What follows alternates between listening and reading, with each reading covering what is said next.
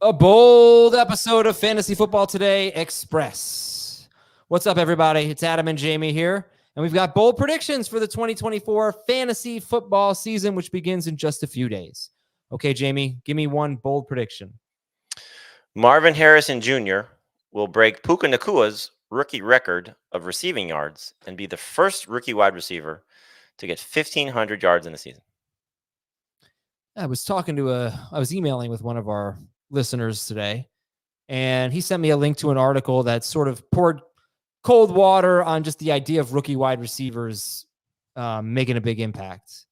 And I was like, listen, I think they can be a little overrated, rookie wide receivers. They like if they're a top 30 player, that's pretty good. But look at the way these guys come into the league. The best of the best, they're having huge seasons now. Jamar Chase, Justin Jefferson, Puka Nacua, huge seasons. Jalen Waddle was top 12 in PPR. It's possible. Harrison, you got one of the best wide receiver prospects in years, plus walking into a great situation. What's going to stop Marvin Harrison, Jamey? This guy's going to be awesome. He should be. Look, the lofty expectations to get to 1,500 yards. Nobody expected Puka to do it, clearly. I believe the record was like 1968, right? Steve Gorman, I think his name was. Whatever it is, yeah. Something Bill like that. Gorman? Huh? I want to say Bill. Maybe. Just an incredible feat. But the thing that you look for is, can they be the target leader on their team? And there's a realistic case that Harrison can be. His biggest competition is the tight end. So I don't think they're going to morph into a run-first team. Kyler will run at the quarterback position, but I think they're going to be a balanced offense, and Harrison's got an opportunity for north of 130, maybe north of 150 targets, which is nice. Bill Groman, 1960. 1,473 yards, 12 touchdowns. That was in 14 games, though. Amazing. Follow that up with 1,175 yards and 17 touchdowns the year after. This guy was really good. Yeah. He had a short career, though. All right, give me another bold prediction. Jayden Daniels will become the fourth quarterback, fifth time to do it, to run for 1,000 yards. Lamar did it twice. Justin Fields did it once. And Michael Vick did it once. If he does that, he's probably one of the best draft picks. Probably one of the best values in fantasy.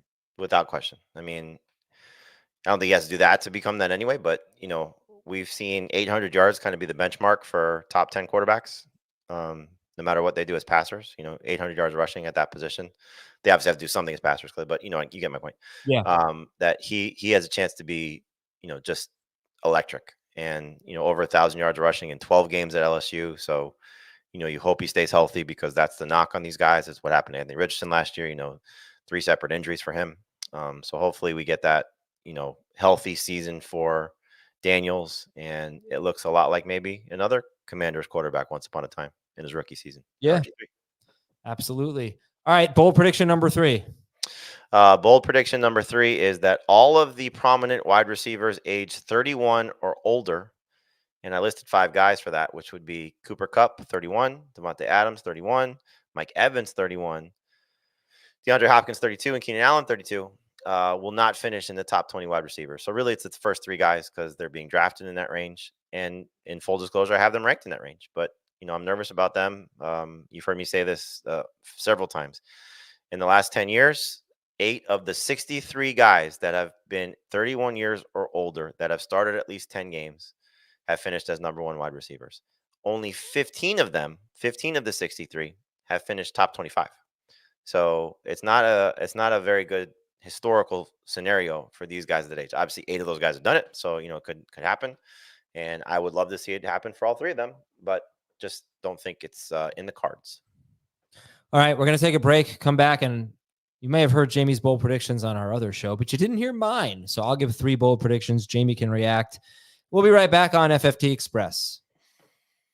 So here are some bold predictions from me. The best bold predictions. Here we go. Christian Watson is a top 15 wide receiver. I'm just going to read what I wrote. This is for a little write-up.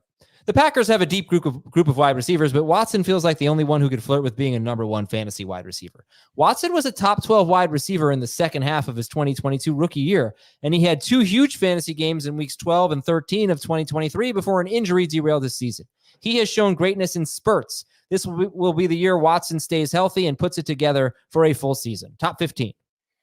One of my favorite breakout candidates this year. We've had this conversation. I know Dave is still in the Jayden Reed camp in terms of taking him as the first Packers receiver. And I get it. He was great last year as well.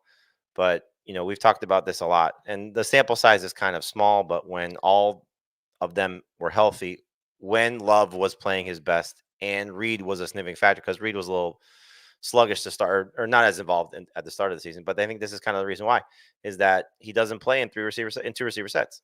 And so, if they're rotating all 4 guys, it could be a problem across the board. But I could not agree with you more. If there's one that could stand out above the rest, significantly stand out above the rest, Christian Watson has that profile.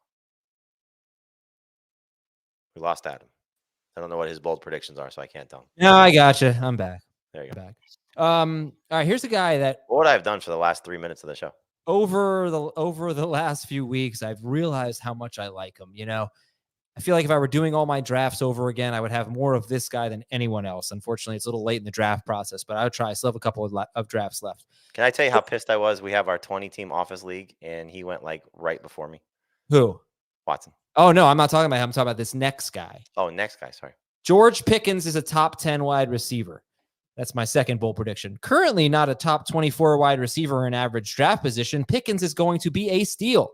His combination of air yards and yak will make him one of the most efficient wide receivers, parentheses like Nico Collins in 2023, end parentheses, close parentheses. I know the Brandon Ayuk rumors persist. Oh, I guess that's not relevant anymore. But that's the only thing that will hold Pickens back from having a huge season. I'm pumped for George Pickens. In round 5, it's unbelievable value. Honestly, if it's one of those heavy wide receiver leagues, I would take him late in round 3. I don't blame you. I mean, again, the Steelers' offense looked awful. It feels as if because of the news that Rashee Rice was an incredible value at the start of this process, right? When, especially for us, like when, we're doing like some serious drafts in May and June. And then as we got to the later stages of this, because of the Ayuk rumor, Pickens became one of the most incredible values, so people were scared. And again, we did our pick by pick series last week, and I went back and looked at one team where you actually like the build, because I know you like getting 2 of the top 17 running backs. And so I had the second overall pick in the last one we did, and I had Tyreek Hill, and I took 2 running backs. I forget who the first one was, but he fell. Somebody fell at the end of round 2, and then I took Joe Mixon. No, I'm sorry, it was rounds 3 and 4, something like that. Anyway, it was Tyreek Hill, Drake London, Kenneth Walker, and no, it wasn't Kenneth Walker. I don't know. Anyway, it was running back in round 3, and then I took Joe Mixon in round 4, and George Pickens fell to round 5. Yeah. This was still we were a little right. That's his ADP. That's before his ADP, second pick of round 5. But no, but still, we were looking at the Ayuk trade. Ayuk thing, yeah. And if Ayuk, there's no question about it. I mean, first of all, he might have been gone before that, but like that was an easy decision for me to switch. Would have taken Pickens over Mixon easy.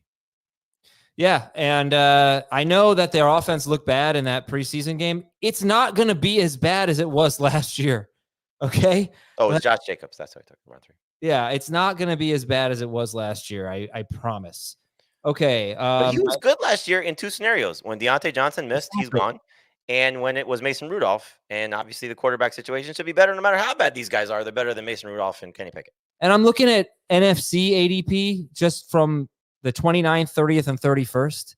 So this was after Ayuk's deal was announced. George Pickens is wide receiver 30. Yep. Yeah, so it hasn't given him a boost, at least in those 99 drafts. Last bold prediction for me, this is an old one. Derrick Henry will be one of the biggest busts in fantasy. A round 2 ADP for a 30-year-old running back who has never recorded more than 33 catches in a season. I'm out. I'd take Henry in round 2 only in non-PPR. People expect him to be among the NFL leaders in rushing touchdowns, but that is his only way of avoiding being a bust. If Henry doesn't score double-digit touchdowns, you're going to be disappointed. I am nervous about this one because I think he doesn't score double-digit touchdowns. He's a colossal bust. Yeah. I think so, based on total yards, based on I mean, he's got to be 15 plus, easy to be in the conversation. I don't know. That's a lot. To be a round 2 pick, I think like 12 or 13 touchdowns makes him But around. no, a round 2 where his ADP is 15th. Yeah, that's rich. Yeah. I mean, I'm nervous about it because his metrics weren't great last year, but they really weren't terrible. And the Ravens are such a good franchise, such a good team. Like, you trust them. They get a lot of running back rushing yards. They get a lot of running back rushing touchdowns. So it is easy to see this happening, where him scoring 15 touchdowns. But if it doesn't happen, there's not much to fall back on, I think, for him. Unless they, look, we haven't seen a player like this in this offense. Yeah. I know. The Greg Roman offense, you know what you're getting. Yeah. Well, I mean, if he, you remember that the year that he would hit, the year they had his foot injury, he was on pace for like 40 some odd catches, right? Yes. Yeah. It was like right around, I think he had 19 in 8 games. So he was right around 40 catches. Yep. Mm-hmm.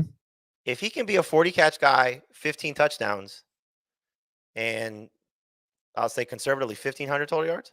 Oh, he's a first round pick. He's a first round pick. He's 40 catches. Yeah. I see him more like 22 catches. I see him more like 1 to 2 catches a game. And I don't know. Just not someone. The Ravens have other options. This guy was the only threat in Tennessee. So it'll be interesting. We just haven't seen this kind of running back production from a Ravens running back. I think he's going too early. Did you draft him at all? Not once. I took him in one draft. It was the 3rd round. I would gladly take him in the 3rd round. Yeah, I actually was going to take him with the 35th pick. Or no, the 36th pick. I had the turn, but I like Kamara better in full PPR. And then Dave took him 38th. And that was like insane. That was round 4. Yep. It was amazing. I thought it was a great pick, but I just like Kamara around more in PPR because I think you might be getting 50 more catches. Yep. All right. Thanks, Jamey. Have a good one. Long episode here of Express. Not so Express. We took the local today. We'll talk to you tomorrow. Have a good one, people. Goodbye. I suck at outros. See ya.